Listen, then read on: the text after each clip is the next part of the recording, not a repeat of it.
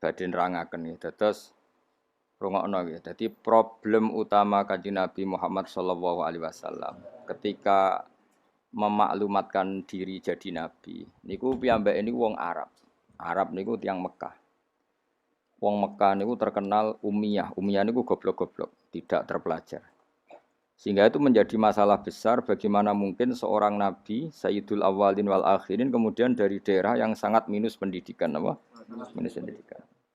Sehingga ketika Nabi memaklumatkan jadi nabi itu orang pertama protes itu orang Yahudi.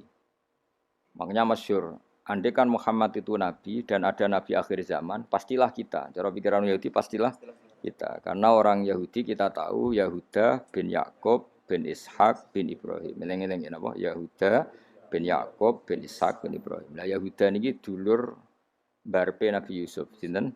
Dulur mbarpe Nabi Yusuf. Sehingga secara nasab itu terus dimasalahkan Nabi. Nah, karena Nabi itu dimasalahkan, delalah kersane pangeran, mbah-mbah Nabi itu punya tradisi yang menunjukkan bahwa beliau itu tidak pernah bohong. Misalnya yang paling dekat kita tahu adalah Muhammad bin Abdullah bin Abdul Muthalib.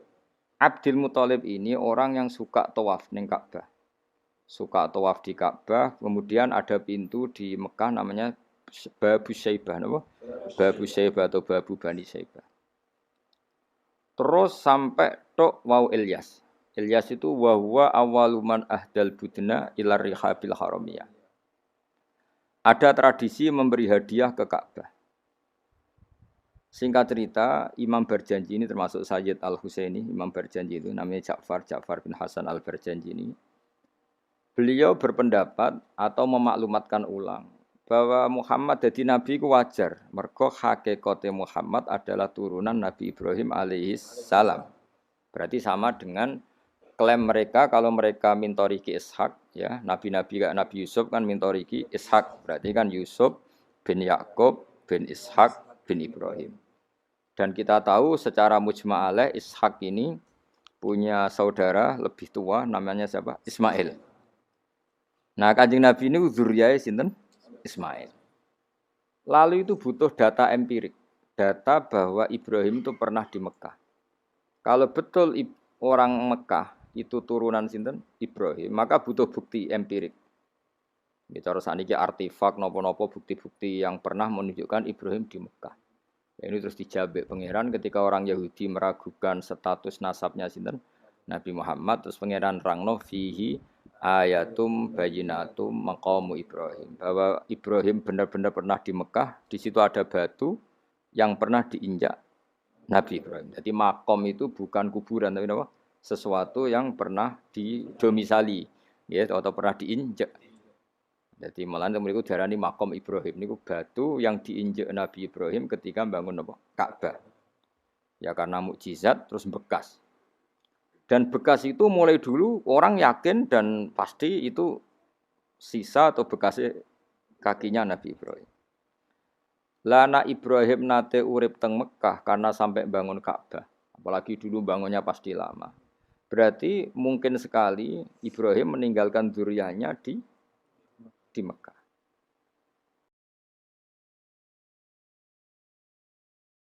Makanya Quran terus cerita bahwa Ibrahim niku ngendikan ketika mau meninggalkan Mekah, ini askantu min dzurriyyati biwadin ghairi dzar'in inda baitikal muharram. Terus ada kepastian, makanya Quran ayat-ayat itu masih menjawab keraguan orang Yahudi bahwa Muhammad kenapa jadi nabi? Dia itu anaknya siapa? Turunannya siapa? Padahal di Taurat dan Injil jelas aturan nabi itu dzurriyyatam ba'duha min ba'd.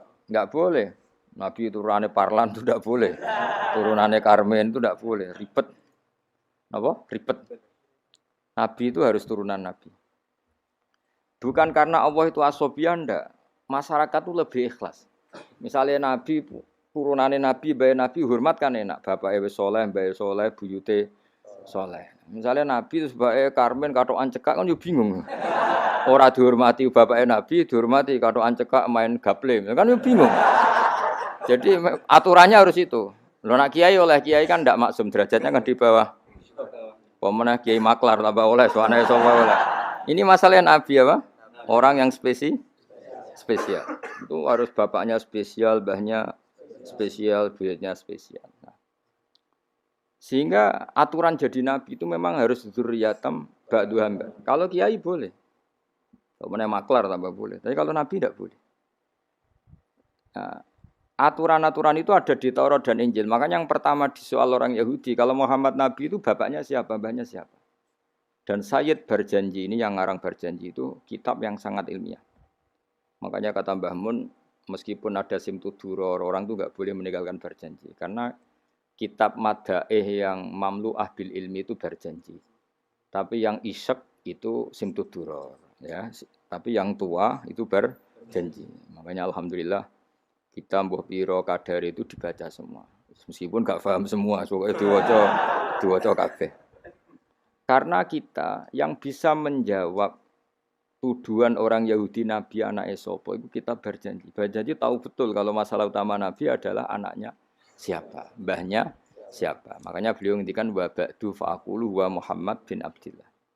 Logikanya gampang. Kalau orang modern saja tahu bapaknya siapa, mbahnya siapa, buyutnya siapa, itu artinya enggak ada yang fiktif. Ukuran sejarah fiktif ndak itu ditandai dengan satu kuburan, dua artefak. Itu enggak mungkin nama-nama itu fiktif. Buktinya apa? Di Ka'bah mulai dulu zaman Quraisy ada Babu Bani Saibah. Babu Bani dan Abdul Muthalib namanya itu Saibah. Karena mulai kecil beruban. Jadi kata Saibah itu mulai kecil apa? Beruban. Karena perilakunya terpuji terus orang Mekah darani Saibatul Hamdi, apa? Saibatul Hamdi. Nah, karena dia pernah melayani saudaranya Hashim namanya Muthalib. Ya kita tahu Muhammad bin Abdillah bin Abdul Muthalib bin Hashim. Nah, Hashim ini punya saudara namanya Muthalib, nama?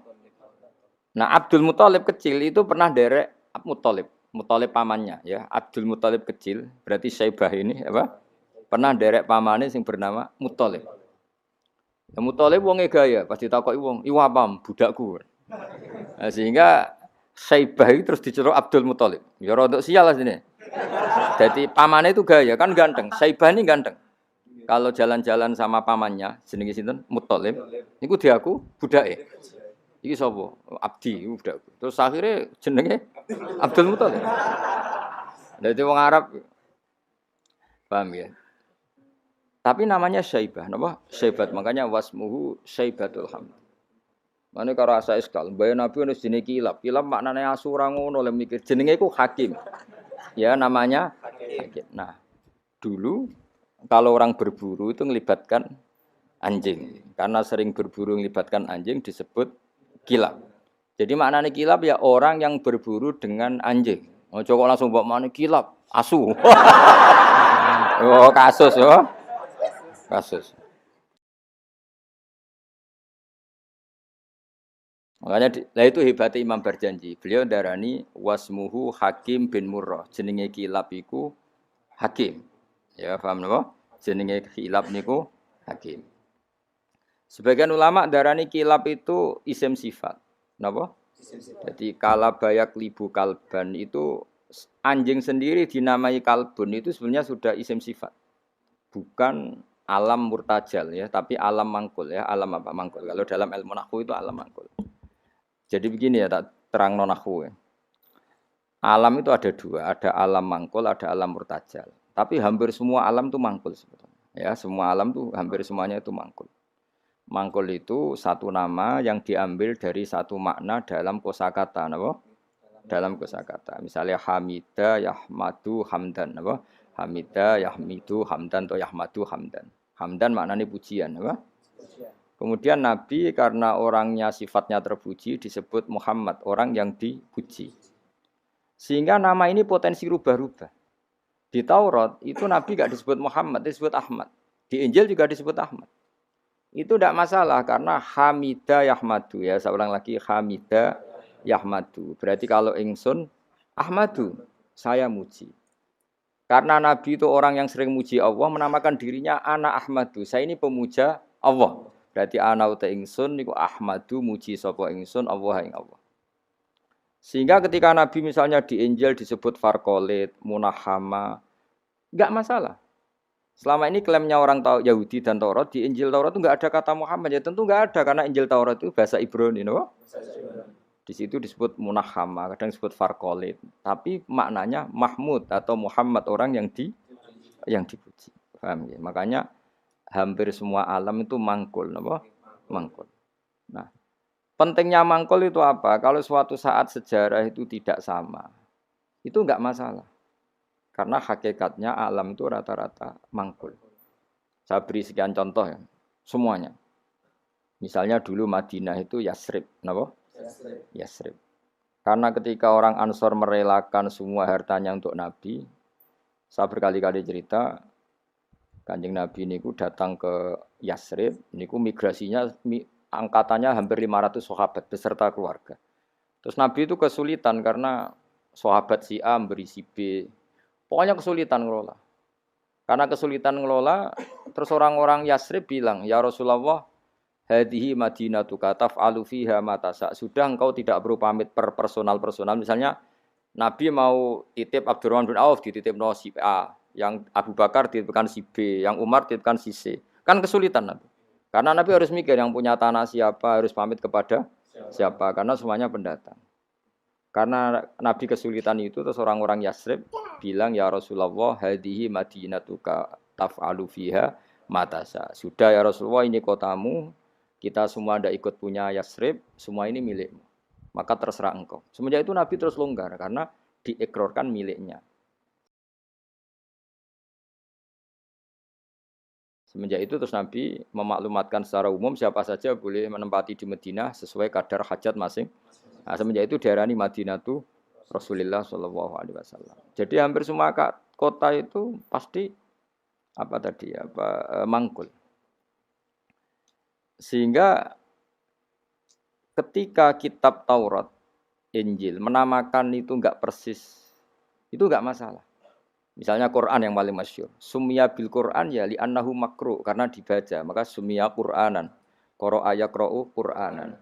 Tapi Quran juga dikatakan kitab, wal kitabil mubin, karena bentuknya mushaf itu maktub, ada yang ditulis. Artinya melibatkan kitabah, tulisan, maka sumya kitaban. Sebagian disebut lagi Quran itu namanya apa? Mushaf, apa? Karena mushaf itu dari kata sohifa, ada lampiran, melibatkan kertas. Maka disebut yatslu suhufam mutohar. Paham ya? Makanya suhufi Ibrahim wa Musa. Jadi melihat itu melibatkan lampiran, sohifah disebut mushaf. Melihat itu dibaca disebut Quran. Melihat itu melibatkan tulisan disebut kitab. Melihat konsepnya adalah al-fariq bainal haqqi wa bainal batil disebut furqan, pemisah. Melihat fungsinya cahaya disebut nur. Melihat fungsinya Quran menghidupkan jiwa-jiwa yang mati disebut ruh. Wa kadzalika auhayna ilaika ruham min amrina. Sehingga dipastikan sebenarnya semua nama itu rata-rata itu mangkul, apa? Mangkul. Makanya Nabi sering ngendikan, saya ini punya sekian nama. Itu beliau menyebut ana Muhammad wa ana Ahmad. Termasuk beliau menyebut wa anal mahi. Saya ini pelebur, penghilang. Yamhu bi al kufra, dengan saya kekafiran menjadi hilang. Wa anal akib.